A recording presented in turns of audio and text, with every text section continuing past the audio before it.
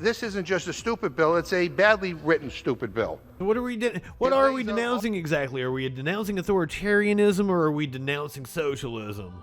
All of these awful people, and then says we're, quote, rejecting the implementation of socialist policies in the United States of America. And nobody, not a single person so far, has been willing to clarify for me what exactly that means. What the hell are they talking about? Are we talking about public schools here? Fire departments? Roads? What about Medicare and Social Security? Republicans have called Medicare and Social Security socialist programs for years.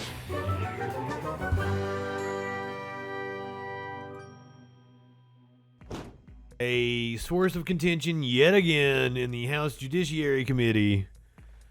Gardens, good evening. They got into it about the Pledge of Allegiance. I associate myself with the remarks of the gentleman from North Carolina about welcome to the Judiciary Committee, the 118th Congress edition. And here we are, and the truth is now laid before you.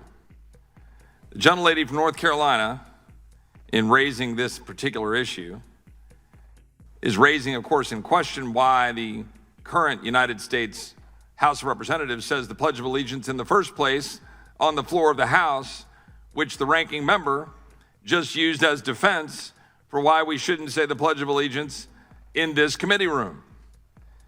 Because the gentlelady from North Carolina is suggesting to the people of this great country that we should not be standing and pledge allegiance to the flag of the United States, for it has a phrase in it, under God. Oh, that's not the only reason. Because that is what we're standing here and saying. There are numerous reasons, and like here, let me illustrate it for you with this little ditty right here. I pledge allegiance to the flag of the United States of America. Thank you very, very much for letting us little kids live here. It really, really was nice of you. You didn't have to do it. And it's really not freaky to have little kids mindlessly recite this anthem every day and pledge their life to a government before they're old enough to really think about what they're saying. This is not a form of brainwashing. This is not a form of brainwashing. This is not a form of brainwashing.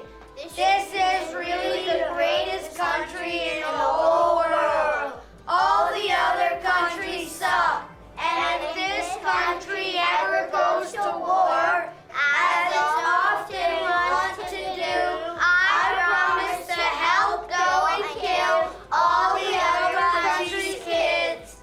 God bless Johnson & Johnson.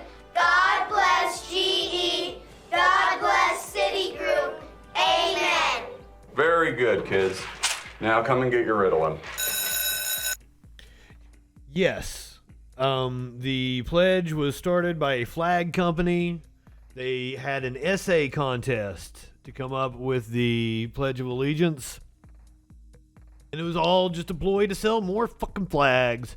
And the original pledge is a lot simpler. It's only a few lines long. The under God part isn't the only thing they added to it. Talk about indoctrination indeed. Hey. Mr. Roy, do you yield? I'll yield to the gentlelady from North Carolina. I really don't want to get into a colloquy, but please do not put words in my mouth. That is completely false. Completely false. I wanted to just make the point that this committee and every member of this committee swore an oath to protect and defend the Constitution. And while I take great pride in pledging allegiance in its full form when I'm on the floor of the House and in many, many places, we should look at the full context of every issue. Thank you, and I yield back.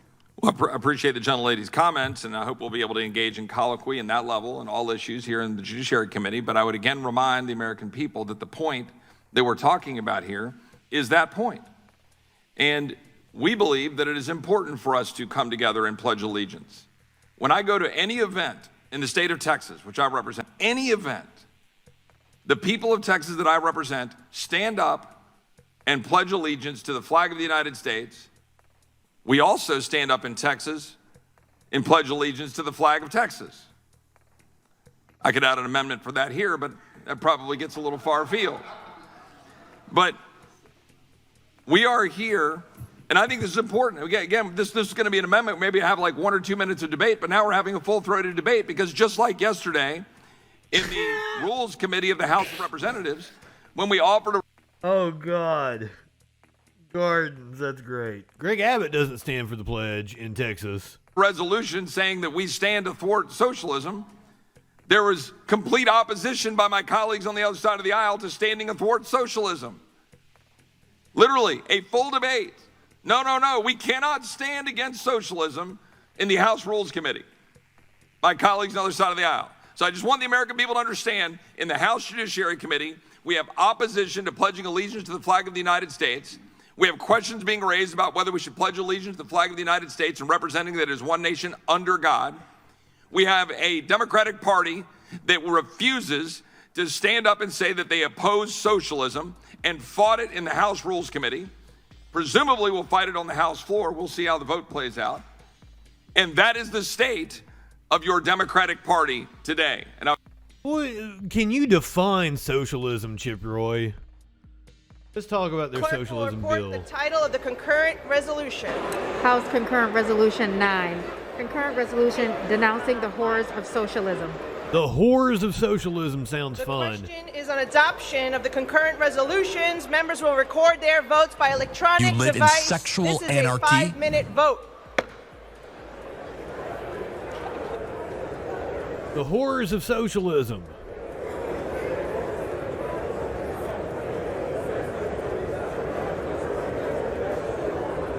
I can't believe there were Democrats that voted for this bullshit. She said horrors. I said horrors. I love banging whores.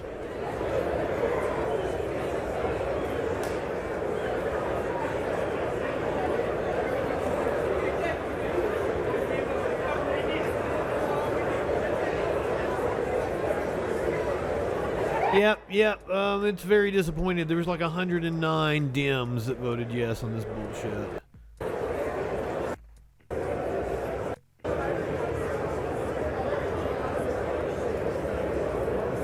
The vote ended there.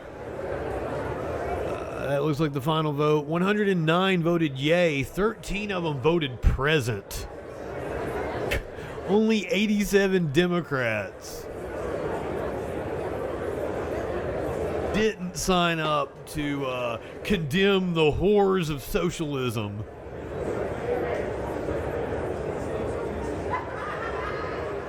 And I am pretty sure, I don't know this is a fact, but I'm pretty sure that not one single fucking person defined socialism. Have all members voted? Does any member wish to change a vote?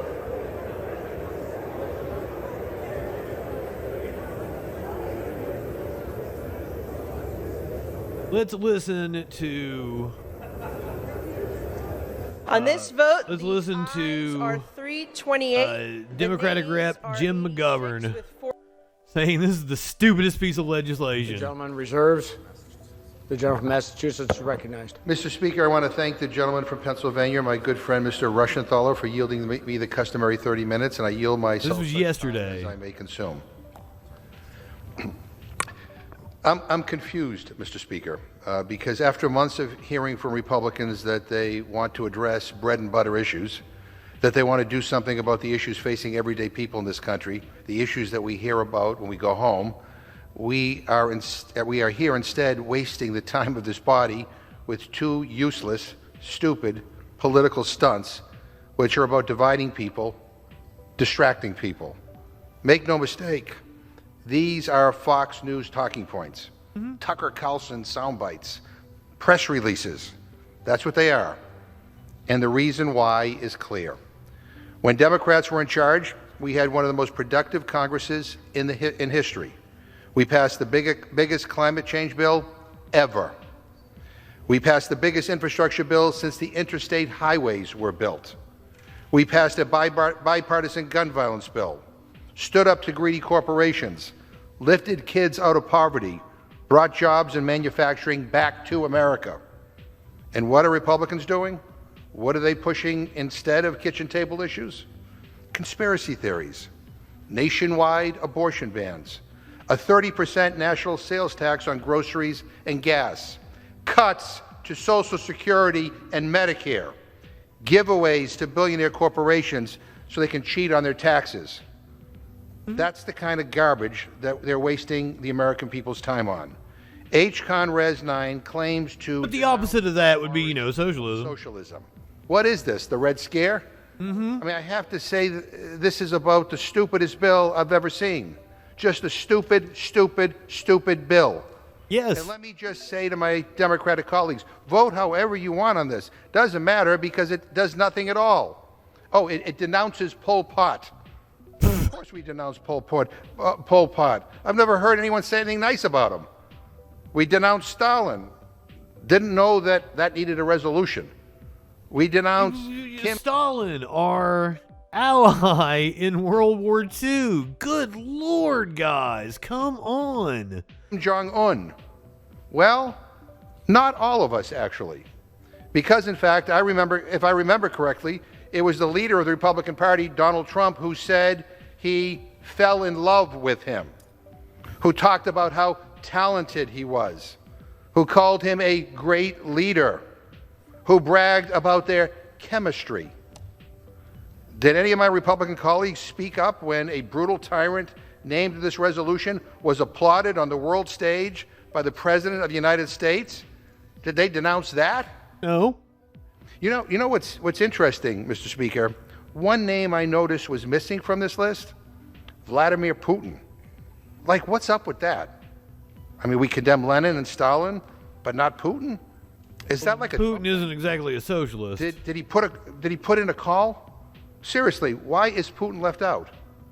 And by the way, this isn't just a stupid bill, it's a badly written stupid bill. What are we denouncing exactly? Are we denouncing authoritarianism or are we denouncing socialism? All of these awful people, and then says we're, quote, rejecting the implementation of socialist policies in the United States of America. And nobody, not a single person so far, has been willing to clarify for me what exactly that means. What the hell are they talking about? Are we talking about public schools here? Fire departments? Roads? What about Medicare and Social Security? Republicans have called Medicare and Social Security socialist programs for years. So we would just like a little clarification here. And we got none last night in the Rules Committee. None. We even tried to include an amendment to clarify that the language here does not imply cuts to Social Security and Medicare. And every Republican, every single Republican on the Rules Committee voted no. So there's our answer. Of course. There's our answer. And here's what I think. They want to cut social programs. Scaring people. And it's about dividing people. And it's about distracting people. Which brings me to our next resolution. Go to today, and this is Representative. This is before the vote that we saw earlier. This is Representative McHenry. From California Reserves, the gentleman from North Carolina is recognized. Mr. Speaker, I've heard the most absurd argument just now on the House floor. The contents of this resolution are very simple, very straightforward. A system that is born out of freedom inevitably begets freedom and the liberation of people from tyranny. An economic system that is born out of taking inevitably leads to the loss of human life and centralization and control by despotic people. That's what this resolution speaks to. It does not speak to any programs here in the United States, doesn't talk about our system of government, doesn't speak of other systems, economic systems. It is simply in the resolved that Congress denounces socialism in all its forms and opposes the implementation of socialist policies in the United States, period. So rather than contorting yourselves to vote no against a resolution condemning Tyrants that use socialism to centralize their power. They've contorted themselves, my colleagues are contorting themselves to speak against the previous president, or a question of Republicans' views on domestic social programs. It's not a part of this resolution. It's a part of other debates everywhere else in Congress, but let's read the resolution. Let's stick to the terms of debate of the resolution, and let's figure out a way that we can actually come together and denounce socialism in all its forms. Maybe we don't want to denounce socialism.